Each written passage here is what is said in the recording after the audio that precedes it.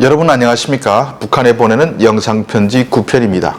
제가 연초부터 영상편지를 시작한 이유는 이미 설명드렸지만 김정은이 남북관계를 완전히 단절시키고 우리 민족끼리와 같은 대남 매체들까지 다 없애버리니 지금은 오히려 그 반대로 우리가 북한 인민을 향해 호소할 때라고 생각해 이 코너를 만들었습니다. 이젠 음력설도 지나서 2024년 갑진년 푸른용의 해가 시작됐습니다. 갑진년은 역사적으로 크고 작은 정변이 많이 일어나서 기득권 세력이 교체됐던 해라고 합니다. 용은 변화무쌍한 변화를 상징하는데 삼국유사에 보면 신라의 황룡사에 구층탑을 세우면 이웃나라의 항복을 받을 것이라는 예언에 따라서 탑을 세웠는데 이후 머지않아 삼국이 통일되었다는 대목도 있습니다. 그것처럼 용의 해인 올해 김정은 정권이 무너지고 우리나라가 통일됐으면 좋겠습니다. 덧붙인다면 북한은 역사를 거의 배워주지 않아 삼국유사가 뭔지를 모르는 사람이 태반입니다. 어디 삼국유사뿐이겠습니까? 민족의 역사를 모르면 민족을 단절한다고 해도 그게 무슨 의미인지 폭넓게 보는 시각도 없을 겁니다.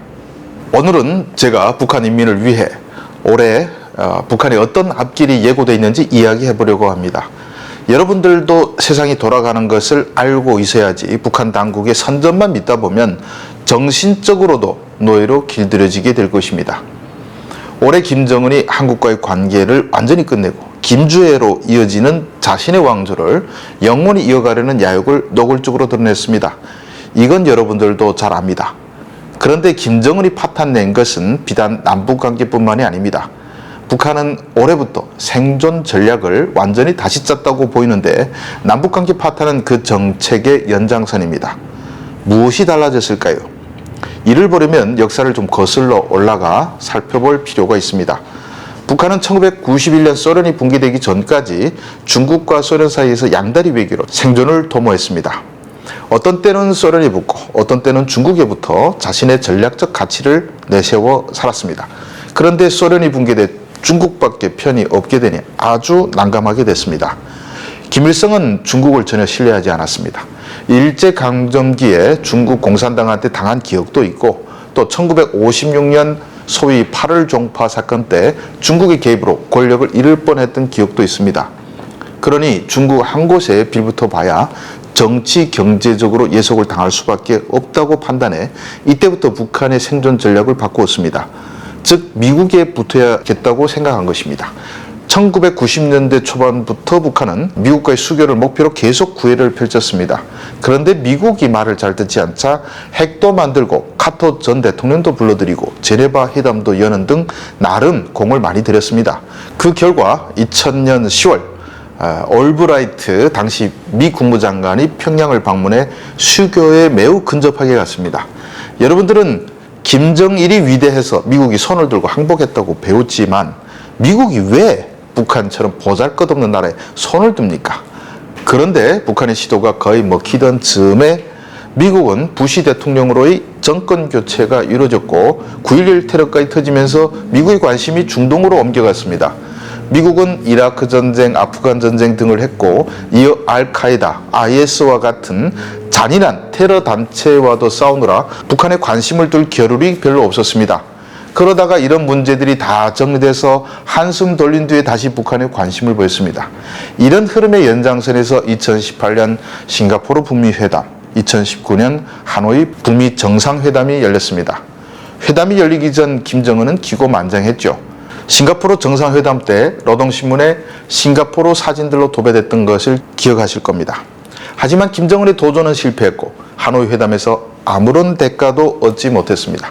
정상회담을 전후로 수많은 실무급 회담도 열렸는데 이 회담에 나온 북한 외무성 관료들은 미국 대표단에 당신들은 악의 축이라고 하던 이란과 쿠바와도 대사국 외교관계를 맺었는데 왜 우린 맺어주지 않냐? 우리가 미국과 수교하면 미국의 중요한 전략적 동반자가 되겠다 이런 말까지 했습니다. 즉 친미 행보도 서슴없이 하겠다고 한 것입니다. 그런데 미국의 대답은 너희들은 이란, 쿠바와 달리 핵이 있지 않냐? 일단 핵부터 폐기하고 이야기하자는 것이었습니다. 북한이 미국과의 수교에 목을 맨 것은 미국이 승인해야 북한은 제재를 풀고 국제사회에 진출해서 그나마 잘 살 수 있는 길이 열리기 때문입니다.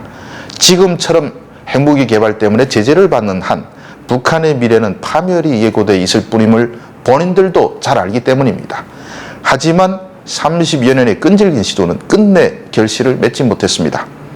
트럼프 대통령을 잘 꼬드겨 미국의 손을 잡으려는 시도 역시 성공하지 못했고, 이후 출범한 바이든 행정부는 북한을 철저히 무시했습니다. 미국과 같은 민주주의 국가 지도자가 북한과 같이 수없이 많은 자국민들을 처형하고 정치범 수용소에 끌고 가는 세습 독재자와 손을 잡기는 거의 불가능합니다. 또 북한엔 미국이 온갖 비난을 무릅쓰고라도 손을 잡을 만한 가치조차 없습니다. 올해 미국에서 대통령 선거가 열립니다. 도널드 트럼프 전 대통령이 공화당 대선 후보로 또 나왔습니다. 이변이 없는 한 올해 연말 미국 대통령 선거는 트럼프 전 대통령 대 바이든 현 대통령의 승부가 될 것이고, 현재론 트럼프의 승리가 좀 더 유력합니다. 그럼 트럼프가 대통령이 되고 공화당이 다시 권력을 잡으면 김정은은 다시 북미 회담에 나올 수 있을까요? 제가 볼 때는 안 나온다고 봅니다. 지금 국제사회는 러시아의 우크라이나 침공을 계기로 다시 독재국가 진영과 민주주의 국가 진영이 구도로 대립하고 있습니다. 이런 정세 변화에 발을 맞추어 김정은은 러시아의 빌붙기로 마음먹었습니다. 즉 과거처럼 다시 러시아와 중국 사이에서 양다리 외교를 하면서 자신의 권력을 유지하고 인민은 겨우 먹고 살 만큼 만들면 된다고 타산한 것입니다. 러시아의 푸틴 대통령도 과거엔 서방에 좀 잘 보이려 했지만 이제는 국제사회에서 지탄받고 고립되는 신세가 되자 김정은이라도 자기 편으로 만들려고 하고 있습니다. 그 결과 북한은 다시 국제 무대로 나올 기회를 차버리고 독재자의 친구가 되는 길을 택했습니다. 북한과 러시아의 결합은 꽤 오래 이어질 것으로 보입니다. 벌써 북한에서 인력들이 러시아에 파견되고 있습니다. 전쟁터로 끌려나가 죽은 러시아 청년들을 대신해 북한 젊은이들이 그 빈자리를 메우고 있습니다. 그 대가로 북한은 밀이나 석유를 좀 받을 수 있을 겁니다. 그러면 좋은 일일까요? 저는 러시아와 밀접해지는 것이 북한 인민에겐 매우 불행한 일이 될 것이라고 생각합니다. 잘 살려면 잘 사는 친구를 두어야 합니다. 즉 국제사회로 나와서 잘 사는 나라들과 교류를 해야 북한이 발전할 수 있습니다.